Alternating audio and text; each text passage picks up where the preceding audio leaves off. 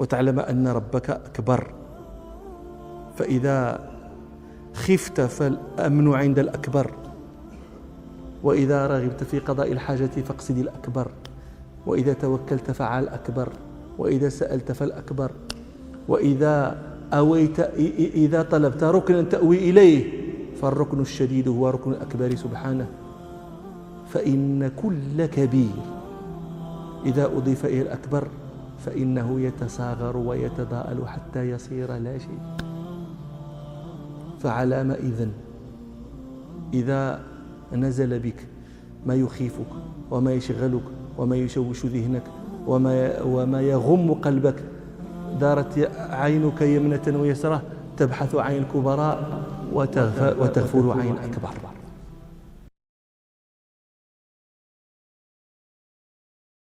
ومن ذلك ما رواه البيهقي أن أعرابيا أتى رسول الله صلى الله عليه وسلم فقال: يا رسول الله علمني خيرا. فأخذ رسول الله صلى الله عليه وسلم بيده وقال له: قل سبحان الله والحمد لله ولا إله إلا الله والله أكبر. فعقد الرجل عليها بيده ومضى، ثم تفكر ورجع، فتبسم رسول الله صلى الله عليه وسلم لما رآه راجعا، فقال صلى الله عليه وسلم: تفكر البائس فجاء. فقال أعرابي: يا رسول الله سبحان الله والحمد لله ولا إله إلا الله والله أكبر، هذا لله فماذا لي؟ فقال له رسول الله صلى الله عليه وسلم: إذا قلت سبحان الله قال الله صدقت، وإذا قلت الحمد لله قال الله صدقت، وإذا قلت لا إله إلا الله قال الله صدقت، وإذا قلت الله أكبر قال الله صدقت، وإذا قلت اللهم اغفر لي قال الله فعلت، وإذا قلت اللهم ارحمني قال الله فعلت، وإذا قلت اللهم ارزقني قال الله فعلت.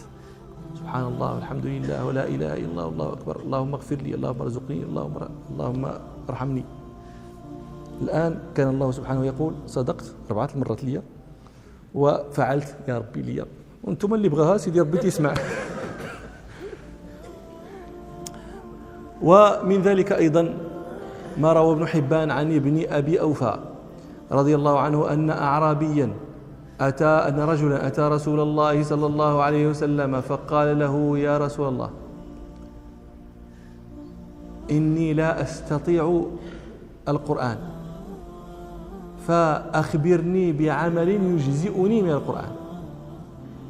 فقال له رسول الله صلى الله عليه وسلم: قل سبحان الله والحمد لله ولا إله إلا الله والله أكبر ولا حول ولا قوة إلا بالله العلي العظيم، ولا حول ولا قوة إلا بالله.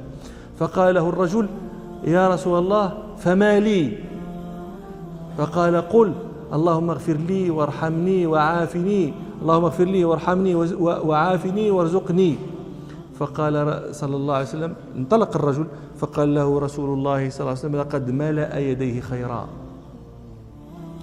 ومن ذلك أيضا وهو من عظيم الأحاديث في هذا الباب ما رواه الإمام أحمد عن أم هانئ بنت أبي طالب رضي الله عنها، بنت عم رسول الله صلى الله عليه وسلم، أخت علي. قالت: يا رسول الله إني ضعفت وكبرت، فعلمني عملا أعمله وأنا جالسة. فقال صلى الله عليه وسلم: سبحي 100 تسبيحة، فإنها تعدل لك 100 رقبة تعتقينها من ولد إسماعيل. واحمدي 100 تحميدة، فإنها تعدل لك 100 فرس مسرجة ملجمة تحملين عليها في سبيل الله. وكبري 100 تكبيرة، فإنها تعدل لك 100 بدنة مقلدة متقبلة. وهللي 100 تهليلة. قال الراوي أحسبه قال: تملأ لك بين السماء والأرض، ولا يرفع لأحد يومئذ عمل خير من عملك إلا أن يأتي بمثل ما أتيت به. والأحاديث في هذا المعنى كثيرة، وهذا الذي ذكرت لكم كاف جدا لمن أراد خيرا بهذا الباب.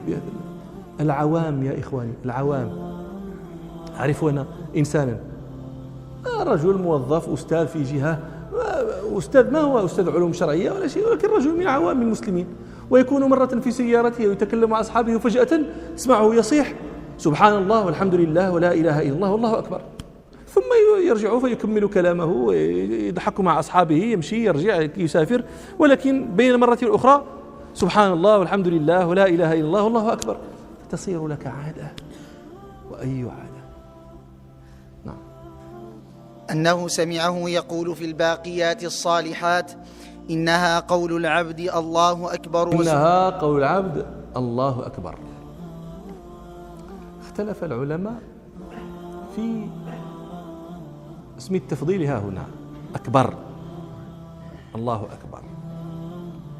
فقالت طائفة اسم التفضيل هنا ليس اسم التفضيل على بابه، الله أكبر أي أكبر من كل شيء وأكبر من كل كبير سبحانه وتعالى.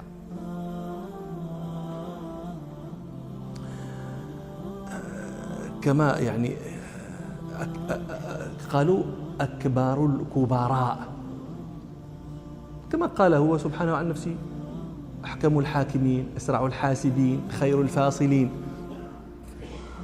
يعني أن في عباده من هو حاكم، وفي عباده من هو فاصل، وفي عباده من هو حاسب، ولكن ربنا سبحانه أسرع الحاسبين، وربنا سبحانه خير الفاصلين، وربنا سبحانه أحكم الحاكمين. وما يضاف إلى العبد من الصفة فهو ما يليق بالعبد، وما يضاف إلى ربنا من الصفة فهو يليق بالرب سبحانه.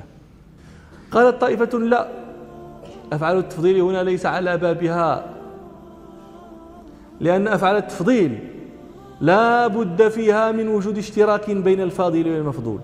نحن قلنا مرة إن العرب إذا قالت بكر أطول من زيد معناه أن كليهما طويل، لكن أحدهما فاضل الآخر في الطول، فقالوا لا بد من وجود اشتراك بين الفاضل والمفضول. أي شيء، أي نسبة بين ربنا وخلقه حتى يصح أن يضاف الخلق إلى الرب فيقال الله أكبر أي أكبر من هؤلاء.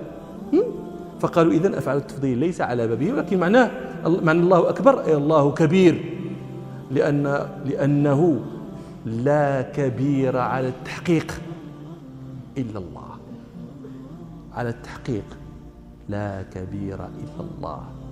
ولذلك يقول ربنا سبحانه: فالحكم لله العلي الكبير. وهذا كما قال الفرزدق: إن الذي سمك السماء بنى لنا بيتا دعائمه أعز وأطول، أي عزيزة طويلة. وأيما كان، سواء أكان أفعال التفضيل على بابه أم لم يكن، فمعنى هذا المعنى الذي فهمته وأدركته يجب أن يصير عقيدة عندك، وتعلم أن ربك أكبر. فإذا خفت فالأمن عند الأكبر، وإذا رغبت في قضاء الحاجة فاقصد الأكبر، وإذا توكلت فعلى الأكبر، وإذا سألت فالأكبر، وإذا أويت إذا طلبت ركنا تأوي إليه فالركن الشديد هو ركن الأكبر سبحانه. فإن كل كبير إذا أضيف إلى الأكبر فإنه يتصاغر ويتضاءل حتى يصير لا شيء. فعلام إذا نزل بك ما يخيفك وما يشغلك وما يشوش ذهنك وما يغم قلبك، دارت عينك يمنة ويسرة تبحث عن الكبراء وتغفل عن الأكبر. أنت تقول الله أكبر فاقصده لحاجتك هو سبحانه. إذا كنت تعتمد على إنسان فتركك فاقصد من لا يتركك. هذا الأكبر وهو شارع لك بابه ولم يسدل عليك حجابه ولا أغلظ دونك بوابه، مهد لك وطاءه وفتح لك بابه وناداك: عندك الحاجة أقبل، هل من داع، هل من مستغفر، هل من كذا، هل من ومهما كان لك من الحوائج لا يتجر منك ربك، لا يتجر ولا يمل ولا يقول سألتني في الصباح تعيد تسألني في المساء وسألتني أمس وقضيت لك هذه يفرح بك إذا دعوته وأتجار منك إذا دعوتني، فتقصد أمثالي وتترك الأكبر. أسأل الله تعالى أن لا يخلينا إلى أنفسنا، أن لا يكلنا إليها. أسأل الله تعالى أن يرزقنا العزة به. هذا معنى الله أكبر. ينبغي أن تكون عقيدة في القلوب، ليس كلاما يلاك بالألسن لا حظ له من حياة الناس.